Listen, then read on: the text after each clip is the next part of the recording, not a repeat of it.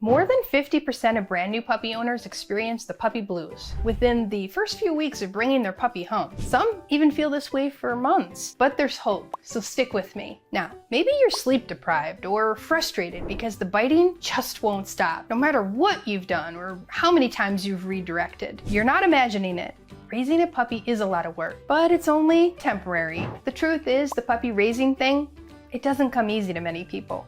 But I can help you. And the puppy blues, they're often compared to postpartum depression in new moms. As a new puppy parent, you might be feeling anxious, guilty, or even regretful. You imagine cuddling on the couch or taking fun walks. But right now, your reality feels very different. If you've caught yourself thinking, what did I get myself into? Or, maybe this was a mistake. Or, should I rehome this puppy? Hold on, don't give up. There is a light at the end of the tunnel, but you and your puppy both need time to adjust. I want to take you on a little mindset shift today. This is the critical first step in overcoming the puppy blues. Every great relationship's built on trust and communication, and those things, they don't appear overnight. It's like learning a new language or picking up an instrument. It takes practice. Remember, your puppy just left behind the only world they've ever known. No more litter mates, no more mom. The transition alone is overwhelming. This is why some puppies don't eat right away or take treats right away. It's why they may flop down when you take them outside. The world is brand new to them, and it can feel scary. Even if you think there's nothing to be scared of, only your puppy can determine what's scary to them.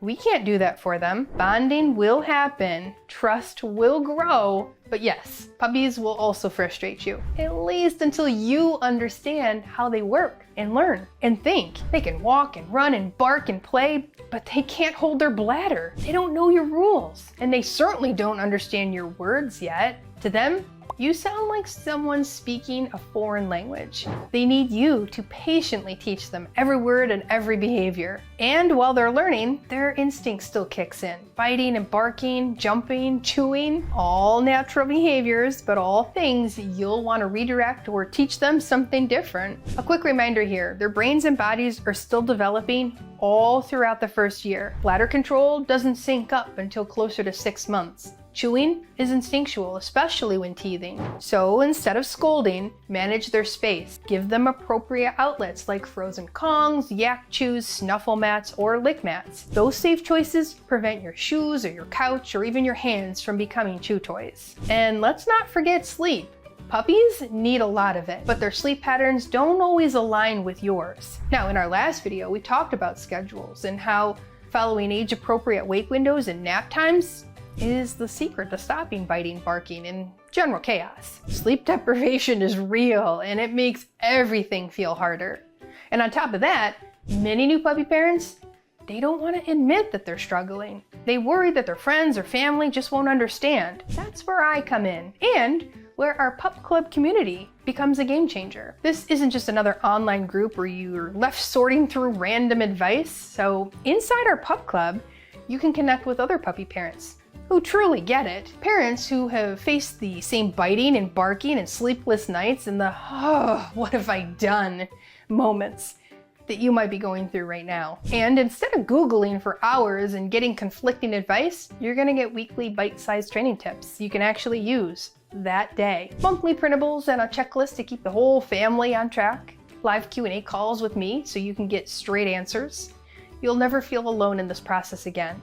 Now, one thing I want you to hear clearly here, your puppy is never trying to upset you on purpose. They don't have that kind of reasoning. They only know what you have taught them and what their instincts drive them to do. Even once you teach a cue like sit in the kitchen, that doesn't mean they can magically do it in your yard or at the park or with other distractions. Dogs don't generalize automatically. Each new environment requires practice. So please, be patient with your puppy and with yourself. Raising a puppy isn't just about feeding them and giving them love. It's about learning how their little brain works and how to guide them into becoming the dog you've always dreamed of. So if you've ever felt like you've tried everything and nothing is working, or training has started to feel like a chore instead of a fun bonding experience, it's because you're missing the game plan.